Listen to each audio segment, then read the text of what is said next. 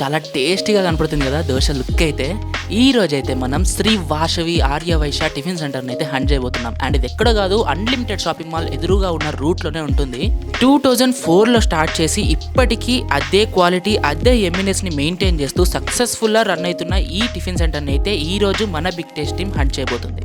ఇక్కడ దోశలు కూడా మనం అనుకున్నట్టు కామన్గా లేవు, చాలా స్పెషల్గా ఉన్నాయి. ఉప్మా దోశ, ఉగ్గాని దోశ, జీడిపప్పు దోశ. అండ్ నేనైతే ఉగ్గాని దోశ అయితే ఫస్ట్ టైం వింటున్నా, చాలా స్పెషల్గా అనిపిస్తుంది నాకైతే. సో ఇక ఏ మాత్రం లేట్ చేయకుండా మా టీం మెంబర్స్లో ఉన్న ఒక్కొక్కరం ఒక్కొక్క దోశని అయితే చెప్పేసుకున్నాం. అండ్ మా దోశ ప్లేట్ మా చేతికి వచ్చేసరికి చాలా టైం పట్టిందండి బాబు, అంతమంది ఉన్నారు ఇక్కడ. నేనైతే ఉప్మా దోశ ట్రై చేస్తున్నా, భరత్ అయితే పన్నీర్ దోశ ట్రై చేశాడు. అండ్ మనకి ఎప్పుడు కనపడని మన అన్సీన్ కెమెరామ్యాన్ సుమంత్ అని వచ్చేసి కామన్గా మసాలా దోశ అయితే ట్రై చేస్తున్నాడు.